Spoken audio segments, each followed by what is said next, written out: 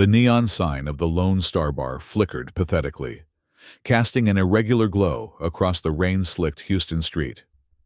Frank Wilson hunched his massive shoulders against the drizzle as he pushed through the door. The patrons, a sparse collection of regulars and a few creatures definitely not born on Earth, barely glanced up as his hulking frame blocked the doorway momentarily. 6'4" and 300 pounds of former sumo wrestler, Frank the Tank. Wilson was a shadow of his former self. Not physically. His barrel chest and tree-trunk arms remained impressive, but the confidence that once radiated from him had dimmed to nearly nothing. 2 years training in Japan, 2 years of failure, and now he was back in his hometown with nothing but debts and regrets. "Whiskey," Frank muttered to the bartender, slapping his last $20 bill on the sticky counter. The bartender slid a glass his way, and Frank knocked it back in one motion. The familiar burn did little to warm the cold emptiness in his gut. A holographic screen above the bar cycled through advertisements and news. Frank barely registered the stream of images until a particular announcement caught his eye. Galactic Showdown, Slap Tournament. Earth qualifiers tomorrow. $50,000 prize. Register now.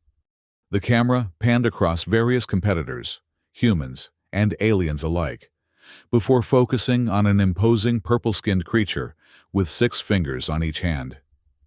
The announcer's voice boomed. And defending his title for the 7th year, the undefeated galactic champion from Pelmoria, the mighty Grah.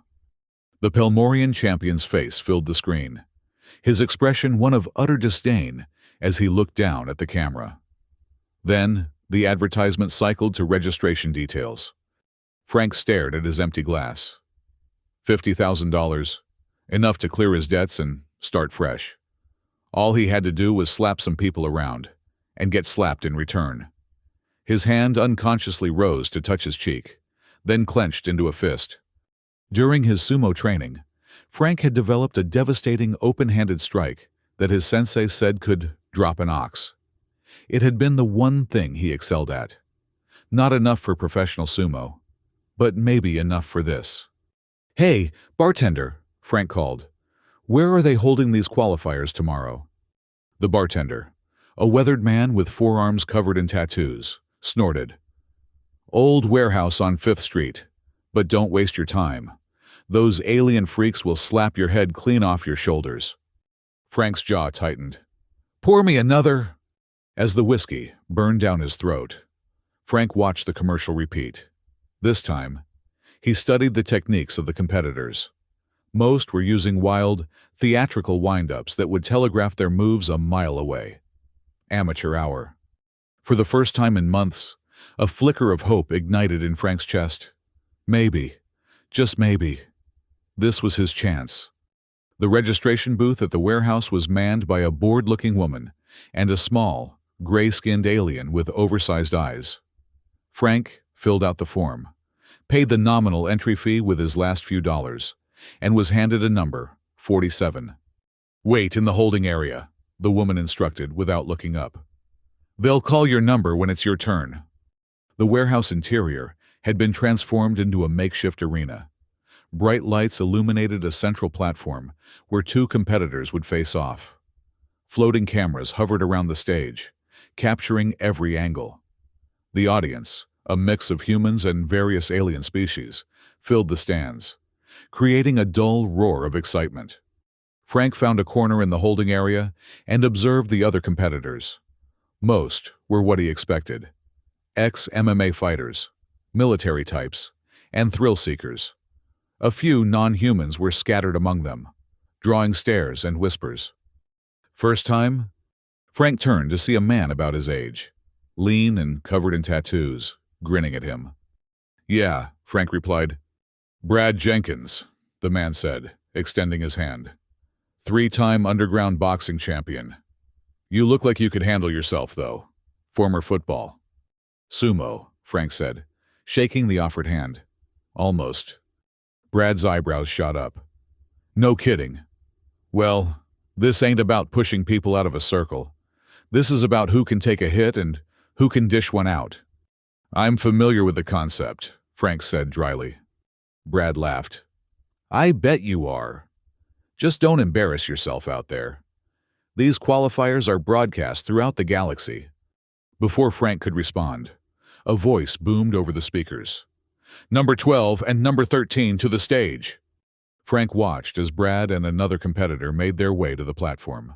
The rules were simple. Competitors took turns slapping each other. No dodging, no blocking. Just stand there and take it, then dish it out.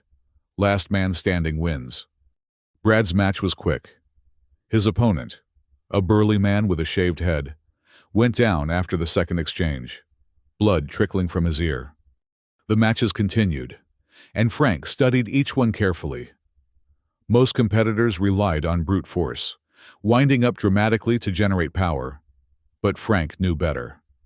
Real power came from the ground up, through the legs, hips, and shoulders, finally channeled through the arm and hand.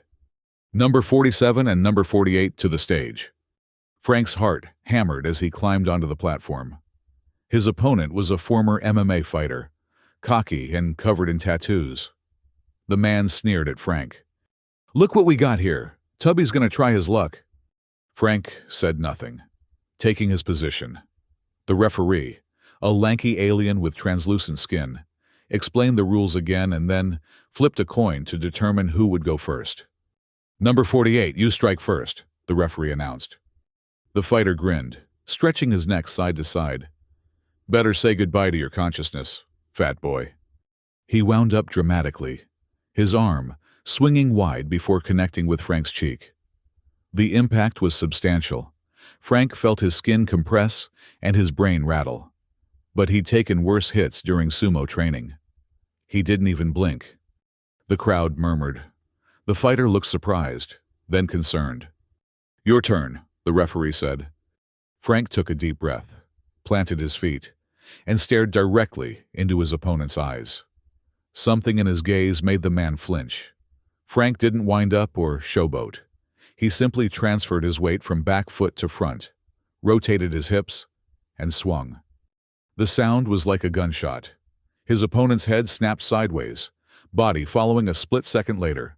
He collapsed in a heap, unconscious, before he hit the ground. Silence fell over the arena, followed by a roar of approval. The referee looked stunned as he raised Frank's hand. Winner, number 47. As medics rushed to attend to the fallen fighter, Frank stepped off the platform, his face impassive. But inside, something had awakened, a hunger he hadn't felt since his early days in Japan. Frank breezed through the preliminary rounds. One by one, his opponents fell, most after a single slap. His reputation grew with each match. Competitors began avoiding his gaze in the holding area. Whispers followed him. One slap Wilson. Between matches, Frank noticed a woman with a press badge watching him intently. She held a hovering camera drone that followed her movements. When she caught him looking, she quickly turned away. After his fourth victory, she approached him. Kelly Mitchell, Galactic Sports Network, she said, extending her hand. Mind if I ask you a few questions? Frank shrugged. Not much to tell. 4 knockouts in 4 matches says otherwise, Kelly replied. What's your secret? No secret, Frank said. I just hit them. Kelly's drone camera circled them, capturing angles. Your technique is different. You don't wind up like the others. That's because they don't know what they're doing, Frank said bluntly. Power comes from the ground up. The arm is just the delivery system. And that stare you give them before you strike, Kelly continued. It's like you're looking into their soul. Frank shifted uncomfortably. Just focusing. Well, whatever you're doing, it's working, Kelly said. You're the dark horse of the tournament now. The betting odds have you reaching the Earth Finals. Betting odds? Kelly's expression changed slightly. The GSF, Galactic Slap Federation, runs a completely legitimate gambling operation alongside the tournament. Purely entertainment value. Something in her tone made Frank suspicious. But before he could press further, an announcement called the next competitors to the stage. That's me, Frank said. Kelly's drone camera followed him. Good luck, Frank the Tank. Frank paused. How do you know that name? Kelly smiled enigmatically. I do my research. Frank's semifinal opponent was a massive former bouncer named Crusher. The man outweighed even Frank by a good 50 pounds. All of it muscle. His previous opponents had all been hospitalized. When Frank stepped onto the platform, Crusher grinned wickedly. I've been watching you, Tank. Your little slap might work on these amateurs, but I'm in a different league. Frank said nothing, taking his position. Crusher won the coin toss and elected to go first. He spent nearly 30 seconds psyching himself up, bouncing on his toes, shaking out his arms, and working the crowd into a frenzy. When he finally delivered his slap, it was with all his considerable might. Frank's head rocked back, and for a moment, his vision blurred. Pain exploded across his face, but he remained standing, his eyes never leaving Crusher's. The big man's confident smile faltered. Frank's turn. He took a deep breath, centered himself, and stared into Crusher's eyes. The man actually took a half step back before catching himself. Frank delivered his slap with mechanical precision. Crusher spun halfway around before collapsing face first onto the platform. He didn't get up. The crowd erupted. Frank had made it to the Earth Finals. Back in the holding area, a man in an expensive suit approached Frank. His skin had an unnatural bluish tint, a Pelmorian, but one who'd had cosmetic surgery to appear more human. Mr. Wilson, he said smoothly. I'm KWL, Earth representative for the GSF. Impressive performance today. Frank nodded cautiously. Your final opponent will be Rick Minuteman Stevens, former Special Forces. Quite the competitor. KWL smiled, revealing 2 perfect teeth. The odds favor him, but I've been impressed by your resilience. What do you want? Frank asked bluntly. KWL's smile didn't waver. Just to congratulate you on making it this far. The Earth champion will receive $5,000 and entry into the Galactic Championships on Pelmoria. But I should warn you, no human has ever defeated a Pelmorian in the slap contest. Our physiology is superior. Is that a fact? Frank said flatly. It is indeed. KWL placed a hand on Frank's shoulder. Remember, there's no shame in second place. $5,000 for runner-up is still quite substantial for someone in your situation. Frank removed the hand from his shoulder. I'll keep that in mind. KWL's smile tightened. Do that, and good luck tomorrow. After KWL left, Kelly appeared beside Frank. Careful with that one, she warned. The GSF representatives always have an agenda. And what's yours? Frank asked. Kelly hesitated. Let's just say I'm interested in more than just sports reporting. The Earth Championship finals were held the following evening in the same warehouse, but now transformed with additional seating and enhanced lighting. The crowd had tripled in size, and the floating camera drones were everywhere. Frank's opponent, Rick Stevens, lived up to his reputation. The former Special Forces operator stood at attention in the warm-up area, his face a mask of concentration. Unlike the other competitors, he didn't boast or posture. His eyes, when they met Frank's, were calm and evaluating. Kelly found Frank before the match. Be careful out there, she said. Stevens isn't like the others. He's trained to withstand torture. His pain threshold is off the charts. How do you know that? Frank asked. Like I said, I do my research. She hesitated. Win or lose, I need to talk to you after the match. It's important. Before Frank could respond, the announcer called the finalists to the stage. The arena fell silent as Frank and Stevens took their positions. The referee explained the rules one final time, then flipped the coin. Stevens won and elected to receive first. Frank took his stance, focused, and delivered his signature slap. The sound echoed through the arena. Stevens's head snapped to the side, a red welt immediately forming on his cheek. But the man didn't go down. He didn't even stagger. He simply turned his head back to center, eyes locked on Frank, and nodded slightly. The crowd gasped.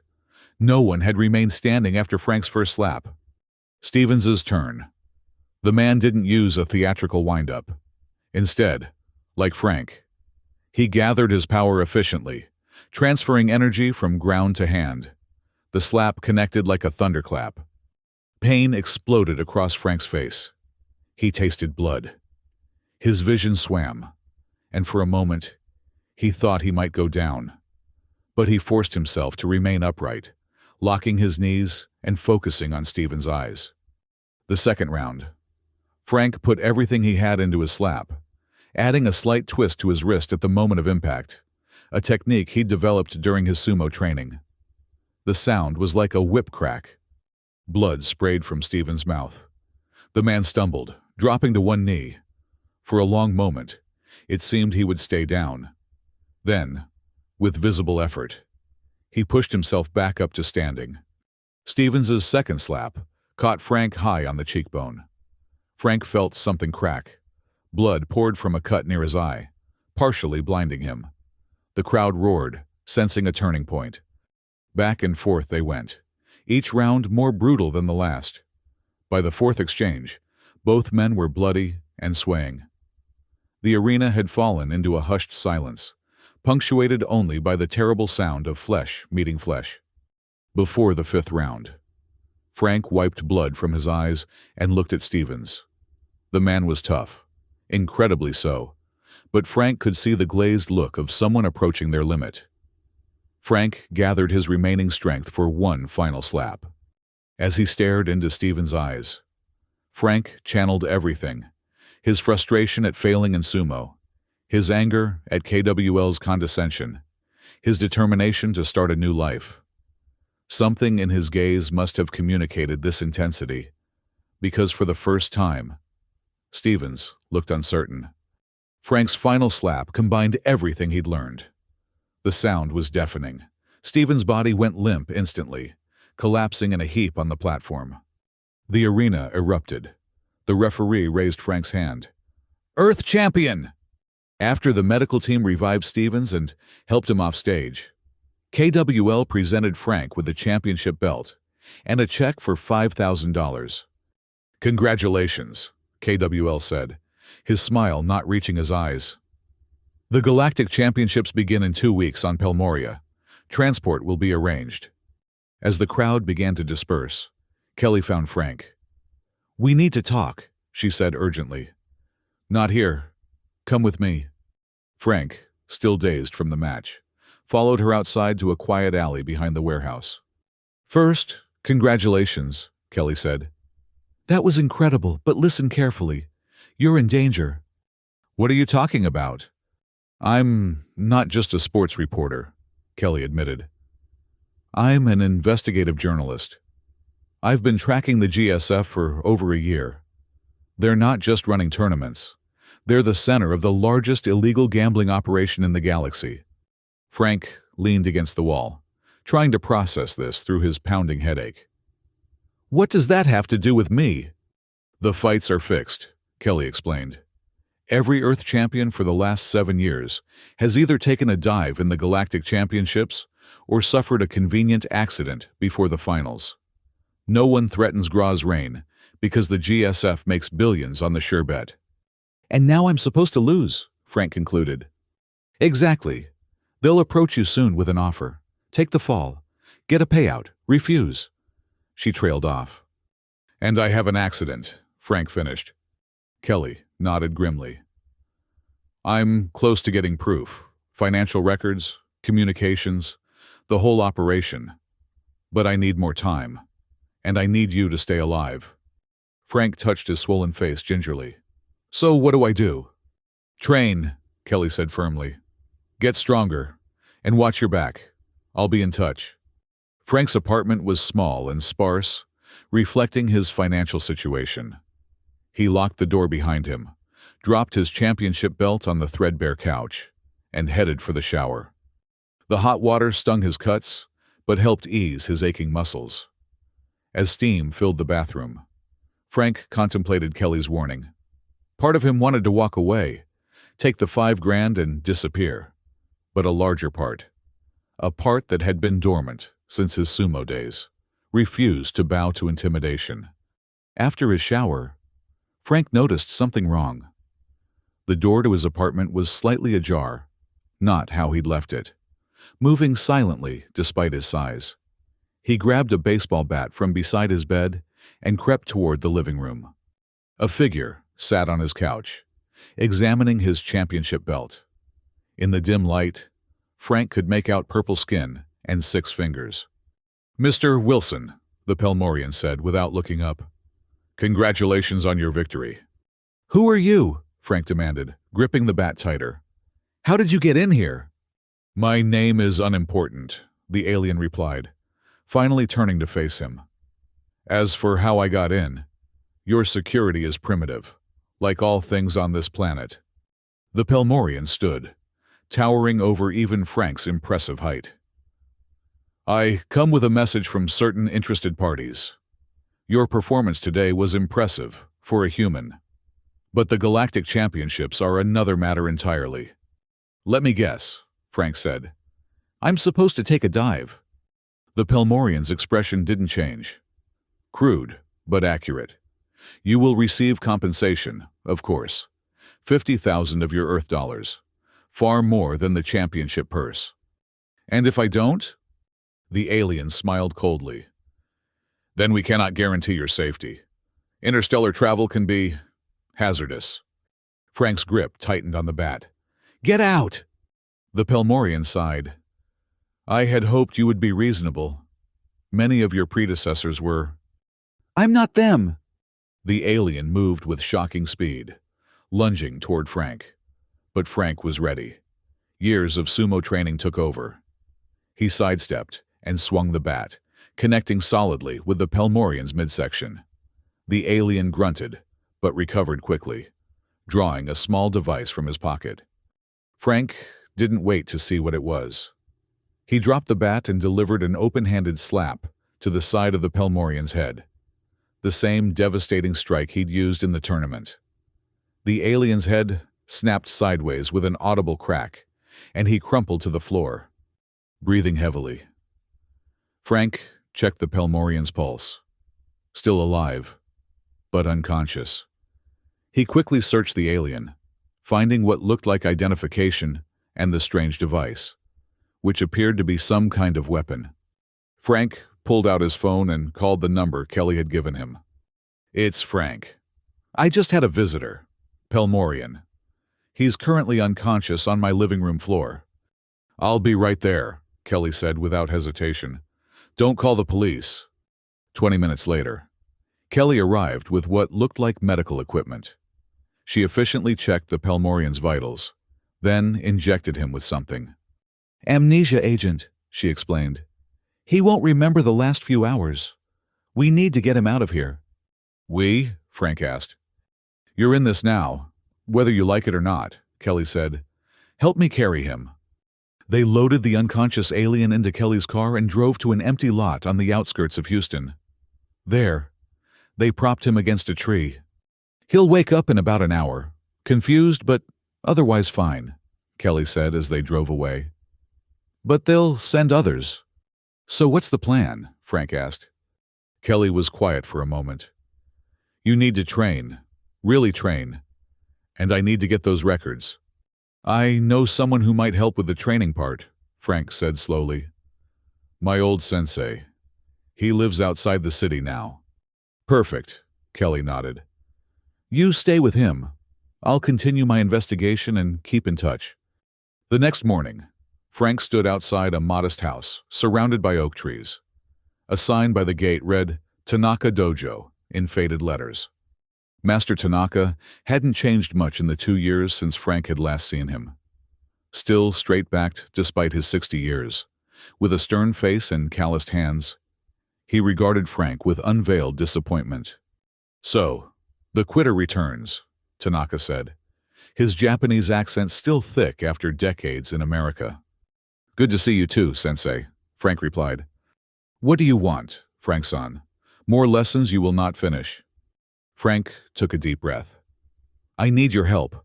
I've entered a tournament. I saw, Tanaka interrupted. Slap fighting, crude entertainment. It's more than that. Frank explained about the GSF, the fixing of matches, and the threats. Tanaka listened silently, then sighed. You always find trouble, Frank-san. But why come to me? You left my training. Because you're the only one who can help me develop my slap technique further, Frank admitted. And I need a place to stay. They know where I live. Tanaka considered this, then nodded once. You may stay. Training begins at dawn. Be ready. Training with Tanaka was as brutal as Frank remembered. Each day began before sunrise with meditation, followed by hours of stance work, breathing exercises, and technique refinement. Your Texas Thunderclap has power, Tanaka acknowledged, using the name the media had given Frank's signature slap. But it lacks refinement. Against a Pelmorian, power alone will not be enough. Tanaka taught Frank to channel energy more efficiently, to use his eyes to unnerve opponents, and most importantly, to absorb punishment without showing weakness. The mind controls the body, Tanaka repeated daily. Pain is inevitable. Suffering is optional. While Frank trained, Kelly continued her investigation. She visited him at the dojo every few days, bringing news and updates. I've managed to access some of the GSF's records, she told him, 2 days before his scheduled departure for Pelmoria. The corruption goes deeper than I thought. It's not just match fixing and gambling. They're using the tournaments to launder money for various criminal enterprises across multiple planets. Any information on Gra? Frank asked, massaging his sore muscles. Kelly handed him a tablet. The Pelmorian champion, undefeated for 7 years. His slap has been measured at forces that would shatter concrete. Pelmorian physiology gives him advantages. Denser bone structure, reinforced cranial tissue, specialized musculature. Frank studied the footage of Gra's previous matches. The Pelmorian didn't just defeat his opponents, he destroyed them. Most were carried from the stage on stretchers. I've never seen anyone remain conscious after taking his first slap, Kelly said quietly. Frank looked up from the tablet. Then I'll have to be the first. The night before Frank's departure, Kelly arrived at the dojo looking worried. We have a problem. The GSF knows I've been investigating them. They've frozen my press credentials for the Galactic Championships. So you can't come with me, Frank said. No, but I'll find another way to get to Pelmoria, Kelly assured him. I just need to be more careful now. I've copied all the evidence I've gathered so far. She handed Frank a small data chip. Hide this. It's encrypted, but it contains everything I've found on the GSF. Frank took the chip. You should stay somewhere safe. If they know about your investigation. I can take care of myself, Kelly said firmly. Just focus on staying alive and winning that championship. Their eyes met, and for a moment, neither spoke. Then Kelly leaned forward and kissed him briefly. For luck, she whispered. The next morning, a sleek shuttle arrived at the dojo to transport Frank to the spaceport. Master Tanaka accompanied him to the door. Remember your training, Frank-san, the old man said solemnly. The body is strong, but the spirit must be stronger. Your eyes, they are your greatest weapon. Thank you, Sensei, Frank bowed deeply. For everything. Tanaka returned the bow. Make Earth proud.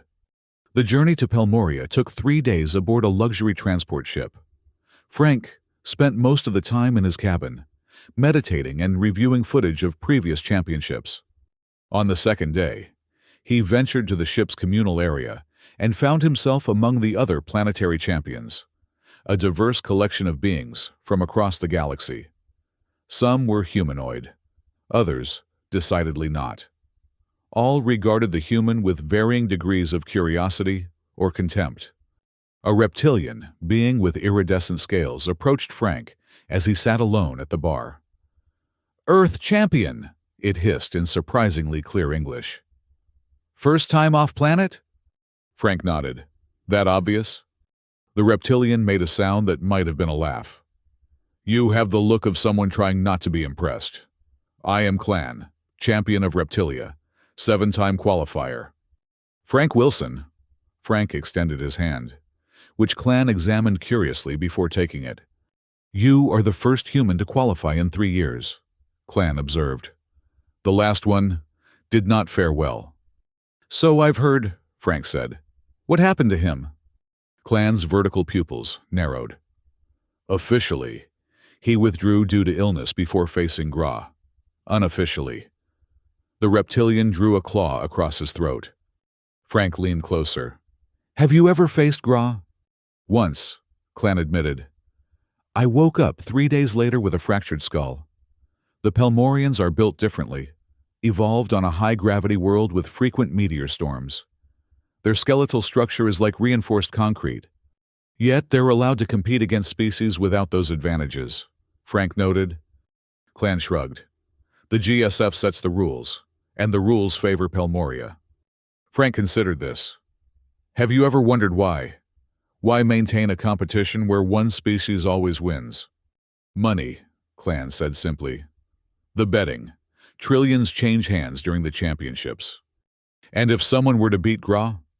The reptilian's eyes widened. Catastrophic for the bookmakers, but impossible. Frank smiled thinly. We'll see. The conversation was interrupted by the arrival of 3 Pelmorians. Tall, purple-skinned, with elongated features and 6-fingered hands. They carried themselves with obvious superiority. Ah, the fresh meat, one of them said in accented English. The human who thinks he can compete with his betters. Frank said nothing, simply meeting the Pelmorian's gaze steadily. The alien seemed taken aback by Frank's direct stare. You should learn some respect before you reach Pelmoria, he snarled. Your kind are barely tolerated in civilized space. And yet here I am, Frank said calmly.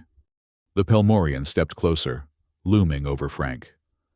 Enjoy your moment of glory while it lasts, human. None of your kind has ever survived a slap from Gra. Frank continued to stare, unflinching. Something in his gaze must have unnerved the Pelmorian, because he eventually looked away and gestured to his companions. Come, the air here has become foul. As they left, Clan let out a low whistle. Impressive. Earth champion. Not many can stare down a Pelmorian. Just practiced my game face, Frank said. But inside, he felt a spark of confidence. If his stare could unsettle them now, what might it do in the arena? Pelmoria was a world of towering crystal spires and perpetual twilight.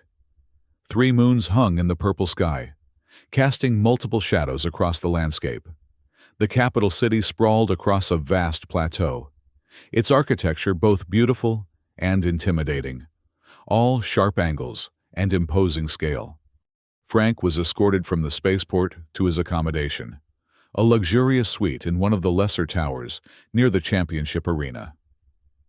Despite the opulence, he couldn't help noticing the security cameras in every corner and the lock system that seemed designed to keep him in as much as others out. The Galactic Championships were set to begin the following day. Each planetary champion would compete in elimination rounds, with the winners advancing to face increasingly difficult opponents. The structure ensured that the Pelmorian champion, Gra, wouldn't compete until the final round. That evening, Frank received an unexpected visitor. KWL, the GSF representative from Earth, entered his suite without knocking. Mr. Wilson, he said smoothly, I trust your journey was comfortable. What do you want? Frank asked bluntly. KWL smiled. Direct, as always. I've come to make you an offer. 100,000 Earth dollars to withdraw from the tournament due to, let's say, an unexpected injury. Frank crossed his arms. Not interested. KWL's smile didn't waver. 200,000, then? More money than you would see in a decade with your limited prospects. The answer is still no. Now, KWL's expression hardened. You're making a mistake. Mr. Wilson, no human can defeat Gra. It's biologically impossible. The best you can hope for is to survive with your faculties intact. I'll take my chances. KWL sighed. I tried to be reasonable. Remember that. He turned to leave, then paused at the door. Oh, and your journalist friend, Ms. Mitchell. She won't be joining us for the championships. Seems she's run into some credential issues. A cold knot formed in Frank's stomach. What have you done with her?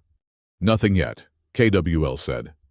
But interstellar communication can be so unreliable. If you were to reconsider my offer, perhaps her situation could improve. After KWL left, Frank paced the suite, anxiety building. He tried calling Kelly, but as KWL had implied, the connection failed repeatedly. Finally, he tried Tanaka back on Earth. The connection was poor, but the message came through clearly enough. Kelly missing, Tanaka confirmed. Came to dojo looking for you yesterday. Left to follow lead. Not heard from since. Frank cursed. They've got her, Sensei, the GSF. They're using her to pressure me. Tanaka was silent for a moment. What will you do? Frank stared out the window at the alien cityscape. The only thing I can do, win. Be careful, Frank-san, Tanaka warned. Your opponents tomorrow will be formidable. It's not tomorrow I'm worried about, Frank said. It's what comes after. I need allies. The preliminary rounds began early the next morning.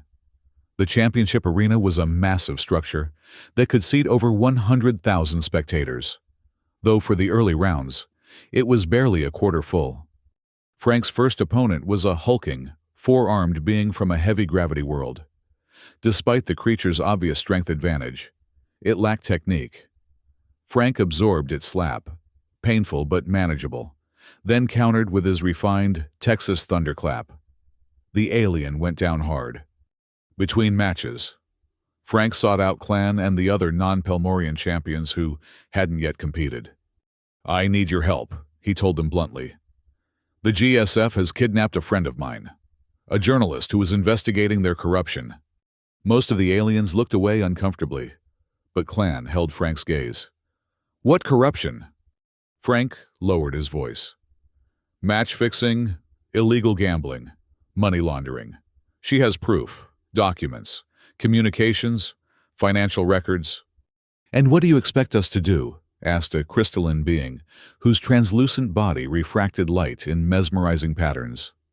When the time comes, help me expose them, Frank said.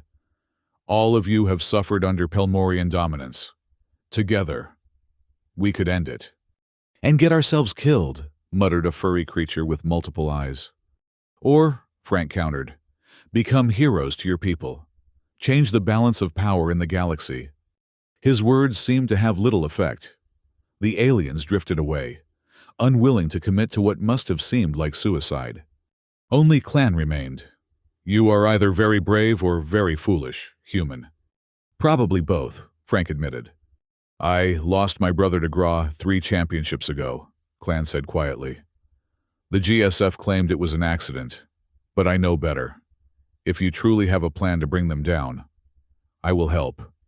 Frank nodded gratefully. For now, just keep winning your matches, and spread the word to anyone you trust.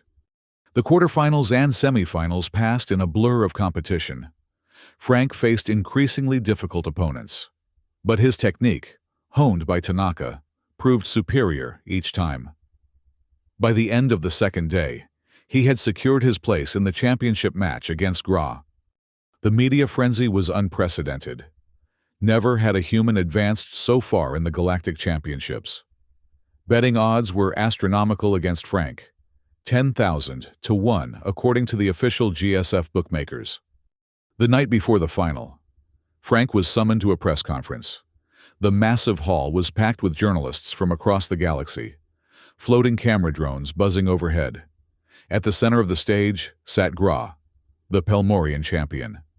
Up close, Gra was even more intimidating than in the footage Frank had studied. Nearly 7 feet tall, with muscles that seemed to ripple beneath his purple skin. The Pelmorian exuded confidence bordering on arrogance. As Frank took his seat, Gra barely acknowledged him, continuing a conversation with his entourage in the guttural Pelmorian language. The moderator, a neutral species with features that reminded Frank of a jellyfish, called the conference to order. Champions, tomorrow you will compete for the title of Galactic Slap Champion. Gra, you've held this title for 7 years. How do you feel about facing your first human challenger in the finals? Gra smiled, revealing pointed teeth. I feel nothing. Humans are fragile creatures. Their bones break easily. Their brains bruise at the slightest impact. It will be over quickly. The moderator turned to Frank. And you, Earth Champion? How do you respond to Gra's assessment? Frank leaned forward. I guess we'll find out tomorrow. A ripple of surprised murmurs ran through the press corps. Such bravado from a human was unexpected.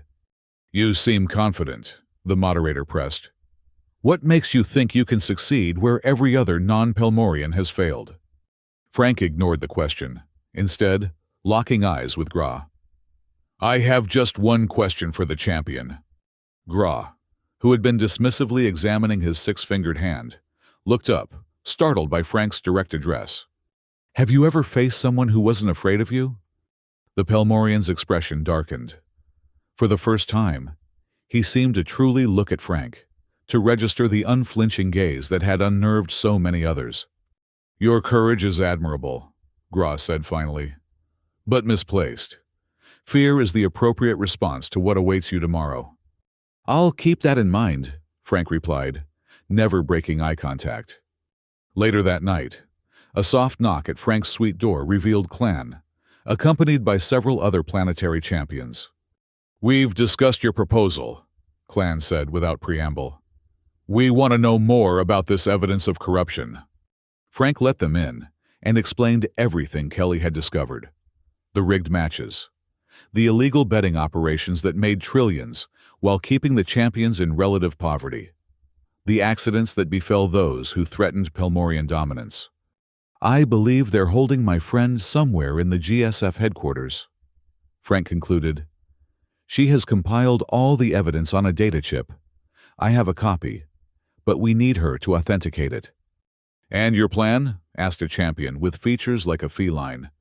I'm going to face Gra tomorrow, Frank said. And I'm going to win. When I do, all hell will break loose. That's when we need to act. Storm the GSF headquarters, find Kelly, and broadcast the evidence to the entire galaxy. You make it sound simple, the feline champion said skeptically. But first, you must survive Gra's slap. No one ever has. I will, Frank said with more confidence than he felt. And when I do, will you stand with me? The champions exchanged looks. Finally, Clan stepped forward. I will stand with you, Earth Champion. One by one, the others nodded their agreement. Good, Frank said. Now here's what we do. The day of the championship dawned with all three of Pelmoria's moons still visible in the sky. The arena was filled to capacity, hours before the match was scheduled to begin. Beings from across the galaxy had come to witness what many were calling the slaughter, the human challenger facing the undefeated Pelmorian champion. In his preparation room, deep beneath the arena, Frank went through his meditation routine. His face, still bruised from previous matches, was a map of determination. He thought of Kelly, somewhere in the city, possibly in danger because of her connection to him. He thought of Tanaka's teachings, the long path that had led him here. A GSF official, a neutral species with tentacles instead of arms, entered the room. It is time, Earth Champion. The walk to the arena floor seemed to take forever. The roar of the crowd was deafening as Frank emerged from the tunnel. The massive view screens around the arena showed his face, battered but resolute. From the opposite tunnel emerged Gra, resplendent in a flowing cape embroidered with Pelmorian symbols. The crowd's roar doubled in volume. The two champions met in the center of the arena, where a circular platform had been raised above the floor. The chief referee, a being composed seemingly of pure energy, contained within a humanoid force field, explained the rules one final time. The coin toss will determine who strikes first. Each competitor will have one opportunity to strike per round. The match continues until one competitor cannot continue or concedes. There is no time limit. The referee produced a holographic coin. "Earth Champion, call it." "Heads," Frank said. The coin spun in midair, eventually resolving into the image of a Pelmorian leader. "Tails," the referee announced. "Pelmorian Champion, do you wish to strike or receive?" Gra smiled coldly. "I will strike first and end this quickly." Frank took his position, feet planted firmly, hands at his sides. He stared directly into Gra's eyes, unflinching. For the briefest moment, Gra hesitated. Never before had an opponent met his gaze so directly, with such utter lack of fear. Then his pride reasserted itself. He was Gra, 7-time galactic champion, the pride of Pelmoria. Gra wound up, his 6-fingered hand moving in a precise arc, designed to maximize both speed and impact. The slap connected with Frank's face with a sound like a thunderclap. Pain beyond anything Frank had ever experienced exploded through his skull. His vision went white, then red. He felt his feet leave the ground, his body airborne for a split second before crashing back to the platform. The arena fell silent. In 7 years, no one had ever remained conscious after Gra's first slap, let alone stood back up. But Frank wasn't just anyone. Somewhere in the depths of his being, Frank found resolve. Tanaka's voice echoed in his mind. Pain is inevitable. Suffering is optional.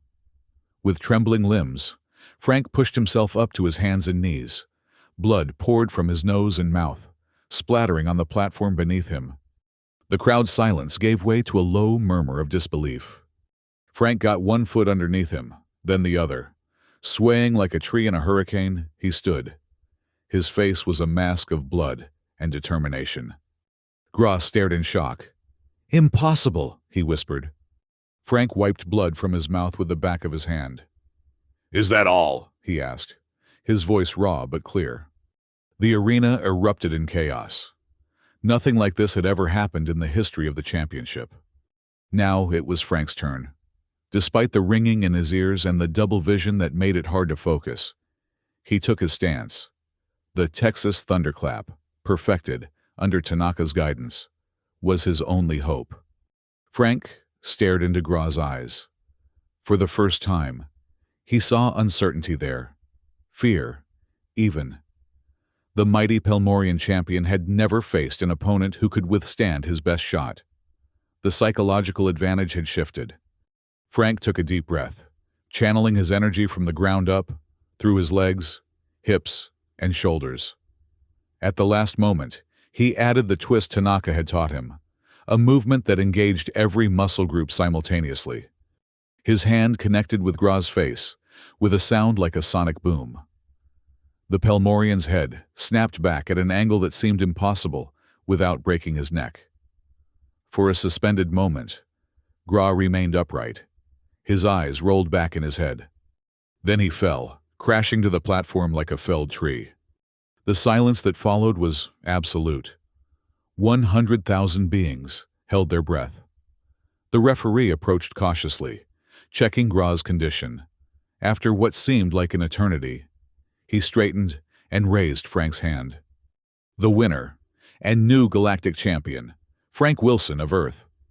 The arena exploded into sound, cheers, boos, screams of disbelief. Frank, barely conscious himself, looked around in a daze. He had done the impossible. But there was no time to celebrate. According to the plan, now was when everything would change. On cue, the massive view screens around the arena flickered. The image of the defeated Gra was replaced by documents, financial records, communications, the evidence Kelly had gathered. Clan and the other champions had successfully infiltrated the broadcast system. A voice, Clan's, boomed over the speakers, explaining what the audience was seeing. Proof of the GSF's corruption, the fixed matches, the illegal gambling, the violence against those who threatened to expose the truth. The crowd's mood shifted from celebration to anger. Security forces moved in, but they were overwhelmed by the sheer number of spectators, now demanding answers. Frank spotted KWL and other GSF officials trying to flee through a private exit. With his last reserves of strength, he intercepted them. "Where is she?" he demanded, grabbing KWL by the throat. The Pelmorian's eyes bulged. "The basement. Security level 4. Frank released him just as Clan and several other champions arrived. "Take care of them," Frank ordered. "I'm going to find Kelly." The GSF headquarters beneath the arena was a maze of corridors and security checkpoints. But in the chaos, many of the guards had abandoned their posts. Those who remained were quickly overwhelmed by the determined human. Frank found Kelly in a small detention cell, bruised but alive. When she saw him, her eyes widened in disbelief. "You did it," she whispered as he broke the lock. "You actually beat Gra." "We did it," Frank corrected, helping her to her feet. "Your evidence is being broadcast right now. The GSF is finished." As they made their way back to the arena level, they were joined by Clan and the other champions, some of whom were leading captured GSF officials in restraints. "The Intergalactic Police have been contacted," Clan informed them. "They're already securing the building and freezing GSF assets across the galaxy." When they emerged into the arena, the crowd erupted into cheers again. The view screens now showed GSF officials being arrested, intercut with footage of Frank's victory. A commentator's voice cut through the noise. "In an unprecedented turn of events, the new galactic champion has not only defeated the seemingly invincible Gra, but has also exposed what appears to be a massive corruption scandal within the Galactic Slap Federation. Reports are coming in of arrests being made on multiple planets." Frank barely heard the rest. The adrenaline that had kept him going was fading, and the pain of his injuries was becoming overwhelming. As darkness closed in, the last thing he saw was Kelly's face, her expression one of concern and something more. "Stay with me, champ," she whispered. "We've got a hell of a story to tell." 6 months later, Frank stood in the center of a converted warehouse in Houston. Around him, students of all ages practiced the techniques he'd developed: the stance, the focus, the energy transfer that made the Texas thunderclap so devastating. "Remember," he called out to the class, "it's not about strength alone. It's about efficiency, power from the ground up." After the GSF scandal, things had moved quickly. The organization had been disbanded, its assets seized. A new governing body, with representatives from all participating planets, had been formed to oversee future tournaments. Frank, as the reigning champion, had been offered a position on the board, which he had accepted. The prize money, now fairly distributed, had allowed Frank to open his school, the Thunderclap Gym. Here, he trained not just slap fighters but anyone interested in the discipline and focus the sport required. As the students paired off for practice, Frank noticed Kelly entering the gym. She'd been busy since their return to Earth. Her exposé on the GSF had won multiple journalism awards, and she'd recently published a book detailing the entire investigation. "How's the class going?" she asked, kissing him briefly. "Good," Frank replied. "These kids are picking it up quickly. How was your interview?" "Fascinating," Kelly said. "The Intergalactic Police are still uncovering connections between the GSF and other criminal enterprises. Your friend Clan is helping coordinate from Reptilia." Frank nodded. "When's the new tournament supposed to start?" 3 months, Kelly said. "And guess where they're holding the first round of qualifiers?" Frank raised an eyebrow. "Here." Kelly grinned. "Earth gets to host the first honest galactic slap tournament in history, and everyone wants to see the champion defend his title." Frank looked around at his students, at the life he'd built from the ashes of his sumo career. "I think I might have competition from some of these kids." "They've got a good teacher," Kelly said, "but they're missing something crucial." "What's that?" Kelly's eyes twinkled.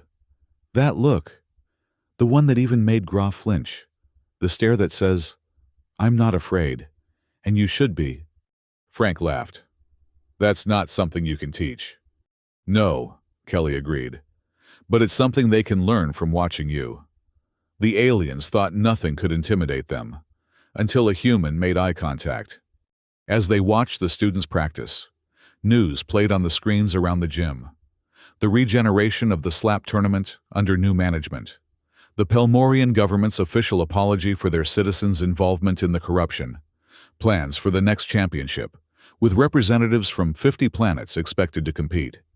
Frank Wilson, once a failed sumo wrestler drowning in debt and despair, had changed the face of intergalactic sports forever. And it had all started with a single, perfect slap, and a stare that said he wasn't backing down.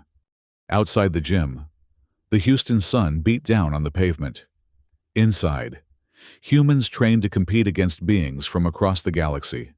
And somewhere, on distant planets circling distant stars, alien champions practiced their techniques, preparing to face the Earth's best. But they all knew one thing had changed forever. No one would underestimate the humans again.